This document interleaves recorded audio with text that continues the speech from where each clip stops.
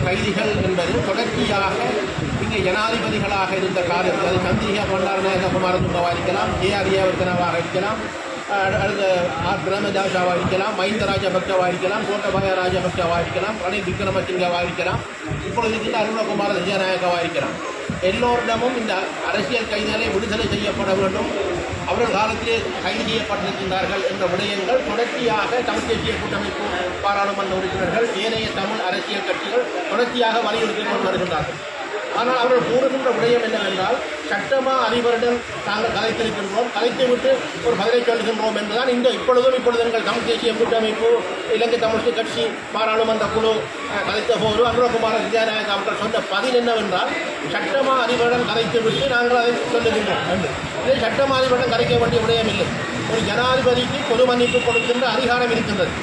ஆகவே இதை தட்டி கழிக்கின்ற விடயங்களை அது யாராக இருந்தாலும் ஏஆர் ஏவர்த்தனா தொடக்கம் இப்பொழுது இருக்கிற அனுரகுமார திசாநாயக்கா வரையும் தட்டி கழிக்கின்ற விடயத்தை தான் தொடர்ச்சியாக செய்கின்றார்களே தவிர ஒரு ஆக்கப்பூர்வமான விடயத்தை நாங்கள் காணவில்லை. பல்வேறுபட்ட ஊழல் மோசடி என்று சொல்கிறார்கள், பொருளாதாரத்தை மீட்க போவோம் என்று சொல்கிறார்கள். ஆனால் இந்த வடகிழக்கிலே இருக்கின்ற ஒரு இனப்பிரச்சினைக்காக ஒரு ஈழ விடுதலை போராட்டம் இடம்பெற்றது. அதனூடாக பயங்கரவாத தடை சட்டத்தை 1979ஆம் ஆண்டு கொண்டு வரப்பட்டு பலர் கைது செய்யப்பட்டார்கள், இன்னும் தடுத்து வைக்கப்பட்டிருக்கின்றார்கள்.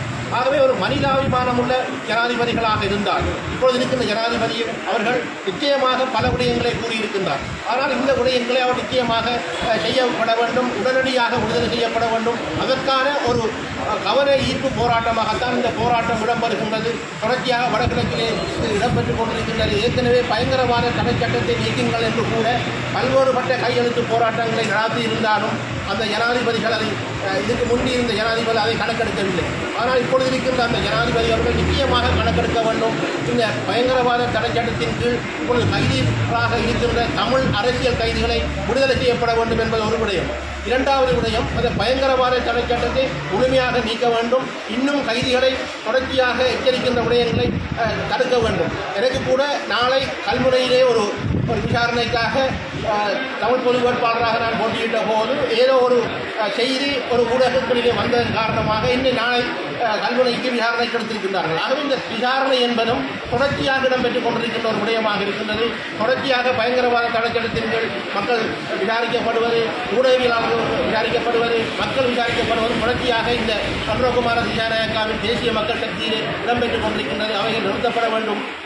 இந்த அரசியல் கைதிகளை உடனடியாக ஒரு பொது மன்னிப்பு கொடுக்கின்ற அதிகாரம், நிறைவேற்று அதிகாரம் கொண்ட ஜனாதிபதிகளுக்கு இருக்கின்றதன் காரணமாக அவர் இதை பரிசீலனை எடுத்து அதை விடுதலை செய்கின்ற போது நீங்கள் பாருங்கள், 20, 25, 30, 10 என்ற வருடங்களை காடுகின்ற போது பிறக்கின்ற பிள்ளைகள், அந்த தாய்மார்கள் எத்தனை துன்பத்தை கைத்து கொண்டிருக்கின்றார்கள். இந்த காணாமல் போன போராட்டத்தை நடத்திய 200 பேருக்கு மேற்பட்ட தாய்மார்களை இறந்து விட்டார்கள்.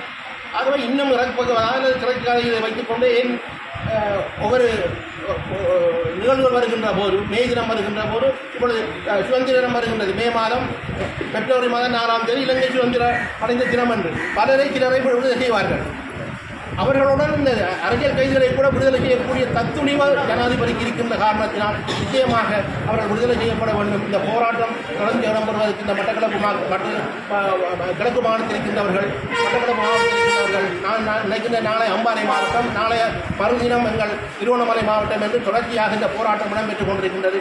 எல்லோரும் இணைந்து இதில் கட்சி அரசியல் அவைகளை விட்டு எல்லோரும் கையொப்ப போராட்டத்திலே முழு ஒரு பங்களிப்பை தருமாறு உங்களை இன மத சாதி வேறுபாடுகள் இன்றி தருமாறு உங்களை அன்பின் பணிவாக கேட்டுக்கொள்கின்றோம். நன்றி, வணக்கம்.